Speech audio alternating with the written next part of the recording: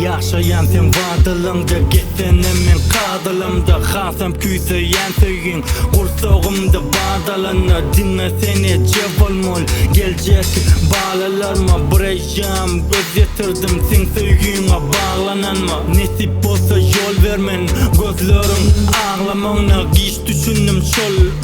Gözlerine avlananma Yine yürek sen kaktak Aydımları kozgodi Sağda uyar uçkuncuk Aşkımızın tozgosi Duydur dünya bilsin Söygümüzün hupini Çözene saçların Şemalat yer tolkuni Şeyle bir söygü bilen Kurşasın baktan tolgun Gitme ayrılma çiçem Mıdam yanımda bolgun Kalbimde galip bilsen Adın elden müküyümü Seni söymem bolmaz bilsen Sen söygümün müdürü Söygüm galaç kayali Gornonu on divi Şugün bile yaşali Yakin osup undup düğünü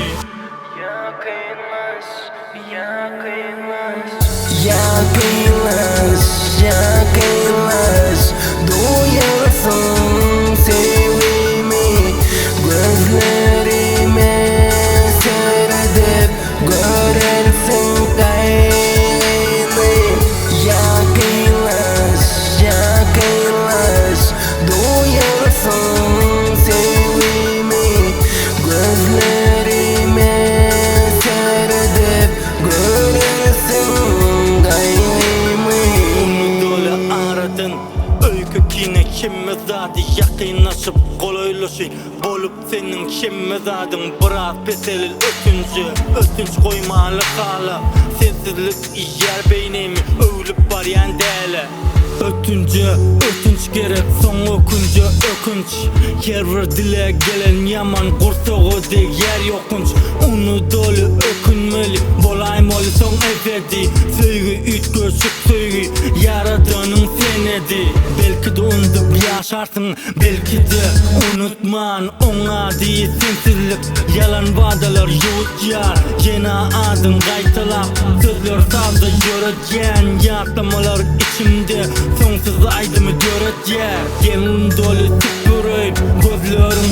ölünü Senden başka söylenim yok Sen bezemel mentörümü Biz kabul et yine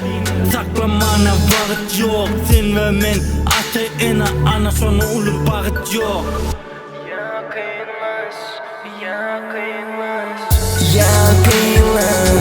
Yakınlaş Duyarsan sevimi Gözlerime seyredip Görersin gayrı Yakınlaş